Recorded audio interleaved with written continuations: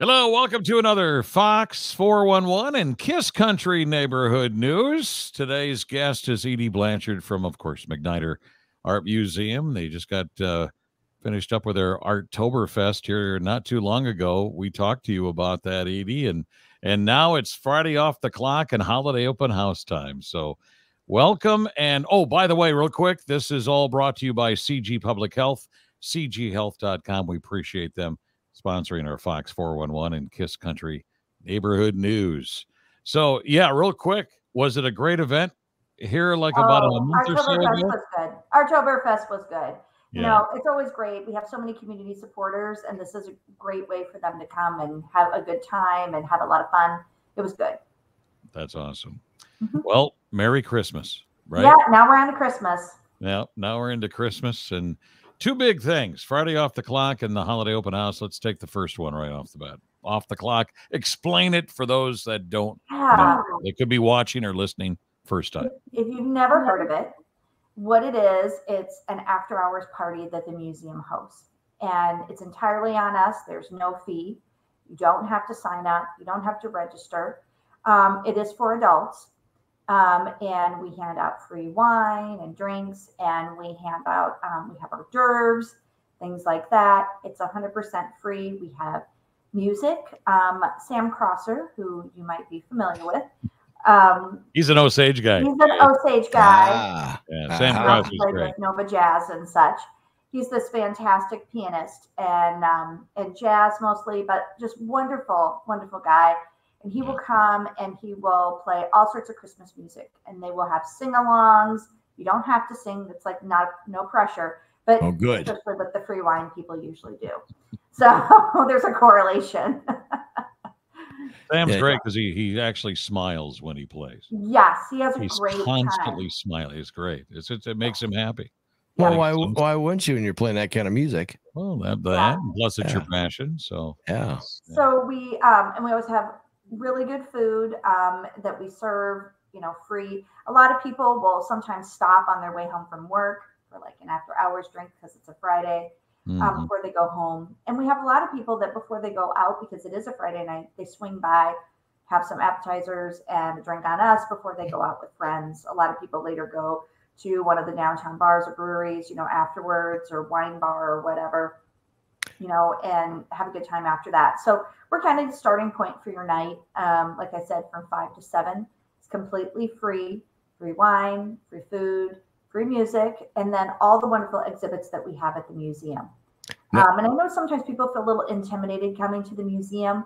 So that's the point of this, is it's a casual, fun atmosphere. You don't have to dress up. You can come as you are, but it's usually a wild success. That's what I was going to ask you, what the dress code was. It's whatever you want to wear. Really? I mean, we have people that come right from work, so they might be, people come like that. People come wearing a dress shirt or something and jeans. People come in a sweatshirt and pants. It really doesn't matter to us. We're kind of, we're the art museum, so we're kind of accepting of everybody and all things. So. Okay. Yeah, you could wear you've got that ugly coat, sport coat that you wear. That's all. You could wear that thing. Yeah. But you really don't have to dress up. I mean, if you want to, you can, but everybody dresses in their own way. Lots of different groups come. So you'll probably, if you come, would run into people that you know in the community from different areas of your life. I'm always impressed at how many different people from different communities even come, Clear Lake or Charles City or some of the surrounding areas that come. Cool. See, that's what's nice. We have like business after hours in town, through the chamber and stuff. And one might think, well, maybe it's kind of like that as well. And it might be like that, but you actually get to see other people other than business people. Yeah, so that is the difference. Whereas business after hours is a lot more business networking and people who belong to the chamber, which is great and important in and of itself. This is a little different because we have people that wouldn't usually go to that. We have school teachers, we have firefighters, we have people who are massage therapists, we have, just all sorts of people, college students, all of that. So it's a great diversity of people, and that's what makes it a great event. You have how many a year of these? So we have 3 or 4 of these a year. Sometimes we don't have one in the fall because of Oktoberfest. Right. So we have them several times. We'll for sure have another one in the spring. Oftentimes we connect it with an exhibit opening or another event such as what we'll have coming up on Saturday. Okay. So Friday off the clock on Friday, December 8th, and that's from 5 to 7, you said? 5 to 7, yeah. 5 to 7. All right, let's talk about the big holiday open house. We've been through this with you a few times, I think. Yes. So holiday open house, I think, is older than me. Like this has been a long-standing tradition in Mason City going over 50 years. And it's, we have people who came as kids now bringing their kids. Oh, wow. And it's from 1 to 4 on Saturday the 9th. Okay. And so tell what do you us do? the highlights. Yeah, what do you do there? Okay, so we have a lot of different fun activities for families. One of the first things we have that everybody wants to know about is our special guest. Because a lot of times it's hard to find a photo opportunity with our special guest. Harry O? Yes, we have the big guy, Santa. And he makes an appearance the whole time. And it's a really good opportunity because of how we have it set up, kind of like a Macy's Day Santa up on the stage. So you can get really good photos of you and your kids. We have a whole tree setting behind it. So, it's early enough in the season. You can get that Christmas card photo early on. Nice. We know a lot of people that come with their kids like dressed identical to do the Christmas card photo. Oh, cool. Yeah, so that's a big deal for us or for the families. The other thing that we have is our cookie bakers have been hard at work making cookies, and we will have approximately 70 to 75 dozen cookies that will be delivered by volunteers. That are like cutout cookies, they're reindeer cookies, all those special cookies that we had as a kid. That's what we make. So we have people that specifically want to make those kinds of cookies, and they're all free. And so we have ladies in the kitchen that put them on plates, all that. We have them all organized, and it's a monumental task just to organize the amount of volunteers it takes to make almost 900 cookies. What about popcorn and candy canes? Oftentimes Santa will hand out little candy canes and things like that as well. Okay. We don't do popcorn just because we do the cookies, but we do like an apple cider type punch for the kids. It's kind of like a 7-Up mix. For years, they used a red thing. And then I was like, I'm a mom. We're not staining the carpet. So it's just an apple cider one. I nixed that. I was like, that's why you're so good, Edie. You're a mom. Well, I'm a mom, and we have. You got to take care of your house. Who gives 600 kids red Kool-Aid with a carpeted area? Right. Not a wise idea. So we switch. So they get that. They get as much as they want of that. So it's a great afternoon snack for the kids. And then they have an opportunity to write letters to Santa. We have a drop-off area for that. And then we have a whole bunch of crafts that I can tell you a little bit about. Yeah. I was going to say, do you get, speaking of moms, do you get moms and a couple of kids coming in, or do you actually get mom and dad with a couple of kids coming in? So it all depends. We have all kinds. What I see the most often is a mom and like her sister and all the cousins coming. People coming in multifamily groups of about 8 people. Yeah. Grandma. Sometimes the dads come with as well. Usually the dads are parking the car and dropping off, the stroller and, all those things. And so sometimes it's just a mom. Sometimes we have just dads. You'd be surprised how many single parents we have in the community or people who share custody. So for a lot of people, especially single dads that might not have, plans for Christmas really well organized or, whatever, this is a good opportunity, and we get a lot of that. And so this is a good thing. We have a lot of kids that they don't have a lot at home. And so this is their Christmas celebration because they're not going to have a great big celebration at home. They don't have the 10-foot tree and things like that. So I've never been there, but my daughter-in-law has. My granddaughters have been there many times. They love it. I mean, that they just know that that's where they're going to go, well, for different things too that you do throughout the year. So I guess kind of paint a picture a little bit. So let's say you're walking in to the Yep. MacNider Art Museum. I mean, do you kind of like, is it like set up where it's like a tour of this, and this? Santa's over here, or you can probably go anywhere you want to, I realize. Or do you just jump into the crafts right away, all the arts? Well, we're museum people, so we're super organized. Right. So you'll come unlike in, Harry and I. You come in and I'll greet you, and we'll have you take a left, and then we have one of the galleries that we have about 9 coat racks, because of course when you have 900 people, you have all of their coats. And so the IJAG students do this for us. They actually act as coat check for people. Mm-hmm. So we'll check your coat.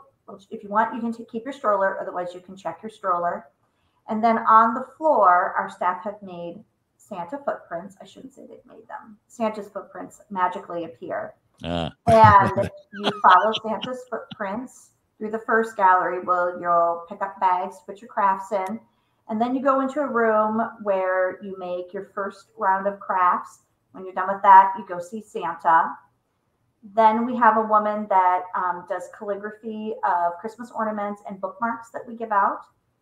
And she's there. And then you go on to your next section of crafts.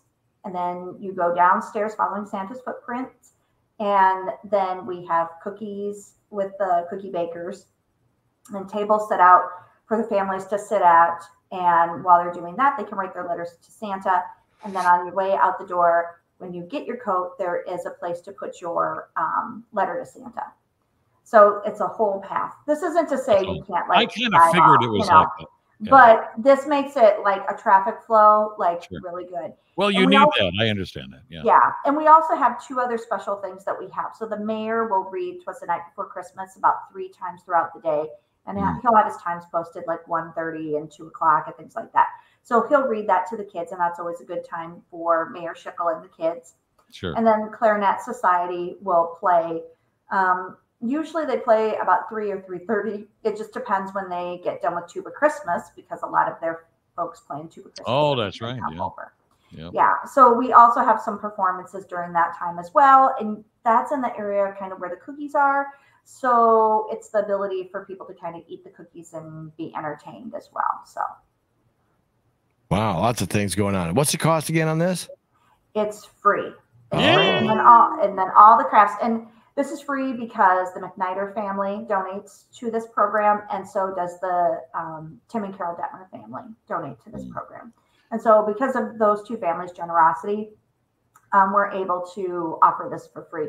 If you would live in Minneapolis or even in Des Moines, there would be a fee per family to attend an event like this. And I think people just don't realize it's that. It's amazing. You've been able to keep it free, all that. Of course, donations all the time. People are good. Yeah. And we always need volunteers for this event. I mean, it takes probably 50 people just that day to run. I can imagine. Are you looking for volunteers now? Yes, we're always looking for volunteers. So I recommend they call to the museum, 421-3666. You can message us on Facebook. Otherwise, our website has a lot of different, ways that you can message us as well for different things. But we always need volunteers. That's great. Well, guess what? It's time for show and tell. Oh, yeah. Yeah. You always have some pretty cool things. All my fun stuff. So the kids are going to be making these crafts, and I like to always show you guys how cool they are. I'm very proud of my staff and the creative ideas they come up with. So this is kind of like my proud moment of them. So this, you might have seen on Facebook, we've been looking for paper towel tubes. Is that the nutcracker thing? Kids are going to make nutcrackers. Yeah. I love it. How cool is that? That's pretty awesome. We've never done anything like nutcrackers before. Okay. So nutcrackers. So are you still looking for toilet paper rolls and paper towel tubes? Yeah. Paper towel tubes. Oh, yeah. Not toilet paper rolls. No, not those, because they need to be a little taller for this particular craft. Oh, okay. And then these guys are penguins. Oh, sure. And the kids will make them. We have all the parts already cut out. And they have a little paper clip, and so this is to hang That's a scarf. That's a scarf on the penguin, right? Yeah, it is, because it's cold in Antarctica where he lives. I don't know if it's which pole that they live on. I'm not smart enough to know that, but it is probably both. Probably Yes, both. this is where, and obviously it's cold, so he needs a scarf. For those of you that are listening to this podcast right now, you should switch over to the video so you can actually see some of these things. Just a hint.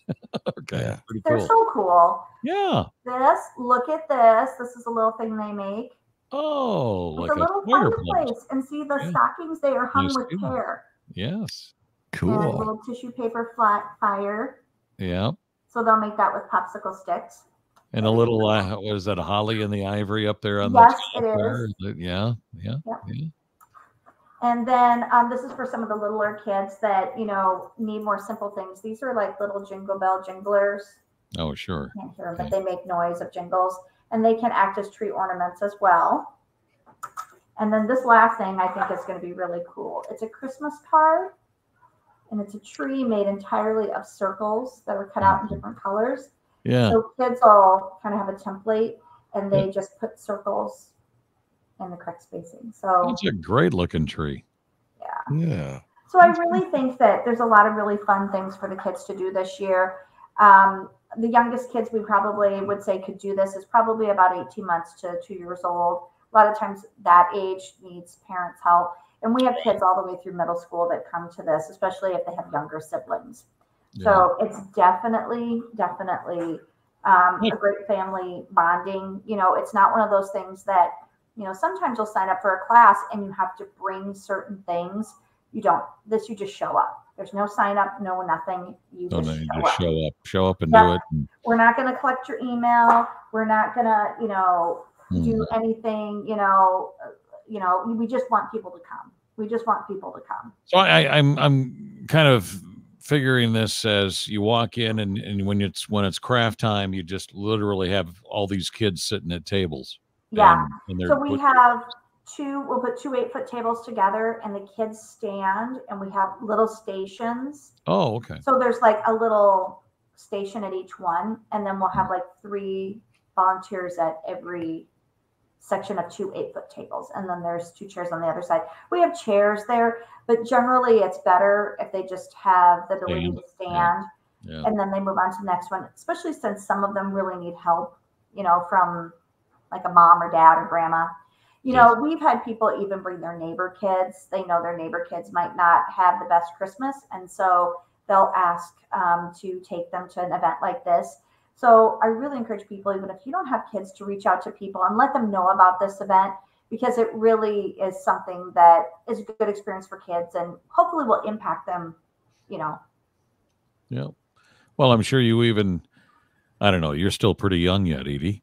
But you're going to be able to, you mentioned that this whole thing is actually older than you are, but yes, it is. And I'm sure you actually have docents and people that have been part of MacNIder for a long time that, that's like they see the generations that go, multiple generations. Yeah. And I'm sure that, there's new parents out there that are like, well, I came here as a kid.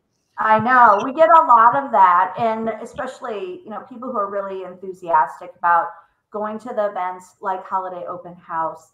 They remember sort of that magic from when they were a kid and they want to have their kid experience that. So we definitely see a lot of that. That's cool. Yeah. I see the neighbor kids bring home their crafts. It's kind of interesting. Yeah. And they tell you all about it. Yes. Yes. We often think as adults, it's got to look nice. It's got to do something. It has to hang on the tree, something like that. But for kids, what we have found is it's the experience. Yep. It's the experience of going and doing something that you can't do at home. You would be surprised. During COVID, we did a lot of these classes online that people could do. Right. And you would be surprised how many people in their homes don't have a scissors. They don't have tape. They don't have like colored pencils or crayons. And so we started giving away a lot of things like that, for people to do these crafts. We did kits we handed out. And part of that was because, people don't necessarily have art in their home. So we are the place you can come and do art. How cool would it be if anybody listening or watching that, say you would love to volunteer, but you don't have time? Well, then maybe you can give this way. Maybe you drop off some supplies that you might need. Yes, we always need supplies. And the other thing people are more than welcome to donate is we have a fund for scholarships. So basically our classes basically just cover the staff cost, if that. And just like the food bank, money can go farther sometimes, and you can just I'm sure you are able to get a bulk price that's cheaper if you know. When I buy glue, it's by the case. When we buy clay, for a pottery studio, it is delivered by a semi, with a loading jack and all of that. When we buy, a lot of the stuff, I explain to people, this is for MacNIder Museum. That's why I need 15 jars of peanut butter or, whatever they're going to need for that project, because they're like, where do you work? And I'm like, and then it makes sense why I'm buying 40 pairs of scissors then. Right. So. Jay, when was the last time you used Elmer's glue? I can't even remember. I have Elmer's glue at home, but I don't. Does it ever go bad? Well, we don't know because we go through it so fast, but we go through the jugs. Oh, yeah, jugs yeah. of it that we refill into the little ones, and then the glue sticks is something we use a lot of, and those we buy in 48 packs, and we buy them like every other month in 48. I mean, that's what we go through. It's pretty phenomenal. We're always looking for the best sale and stuff like that because over time that really adds up. It's really an interesting, like tempera paint. What you think is like a thing where it's like the little ones. Right. I mean, again, we buy tempera paint by the jug. Acrylic paint, the little acrylic paints, we buy by the jug, because we just go through so much of it. The last thing I'm this is how mature I am. If I was there, I'd be like, last time I did something with Elmer's glue, I think is when I put it on my hand. How you smear it out, skin wrinkly, and then you peel it off. It looks like you're peeling skin. That's how mature I am. Yeah. Well, we have a class that's going to be next semester that you would love. It is for kids, but we can make an exception for you, Jay. It's called No Paintbrushes Allowed.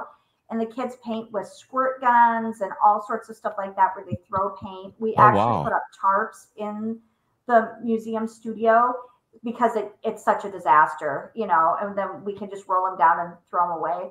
But it's called No Paintbrushes Allowed. And like I said, they get to paint with squirt guns and all sorts of stuff like that. Yeah. Wow. Do they ever spray each other? We ask them to wear old clothes. That'd be fun, Harry. We need to go do that. We need to do that. You and I go down there and see how creative I can be creative with that. Well, I was going to say that, Elmer's was the thing we used till we were probably up in our 20s, but ever since we've been 30 years ago, right? We've been using crazy glue. We don't mess around. We don't mess around. We don't have the patience to wait for the glue to set up. Yeah. Now we do have crazy glue and different glues like that because we do a lot of other stuff like classes and things like that where you have to glue something on or stained glass or whatever. You would be surprised. I mean, we have an entire shelf in like all the different kinds of glue. Like there's even a website called This to That, I think it's called, where you can figure out, because we have to do so much of that when we're figuring out projects, when we're because we have all kinds of classes. We have wood chip carving classes and all of that. So we need all different kinds of supplies and such. I'm still thinking about that paint room, Harry. I'm serious. We should go down there. I'd be wearing goggles just in case I got paint in my eye. I love it. We also have a squishy and slime class. Yeah, we have a lot of fun classes like that because we want to make art fun. Yeah, exactly. Well, everything's always fun. MacNIder Art Museum. You can go to MacNiderArt.org, by the way, for all the information about everything we just talked about. The times, remember, it's off the clock, Friday off the clock, December 8th. That's 5 to 7. And the holiday open house is going to be on December 9th with special guest in red. Yeah, and that'll be from 1 to 4. Yeah, man, those 3 hours I bet go by extremely fast. I think they go fast for everybody but the big guy. He gets a little tired sometimes. He gets a little worn out. Well, when you're about 3,000 years old, you're gonna be. That's true. That's true. And how many dozen cookies are you preparing? Like 75 dozen or something like that. We're always still looking for more cookies. So if you're interested, that's a really easy way, especially there's a lot of older ladies out there that don't have kids to bake for. And so it's a really easy way, just drop off a dozen or 2 dozen cookies for this project. You should ask all the church ladies. They're good at it. We have their number. Yeah.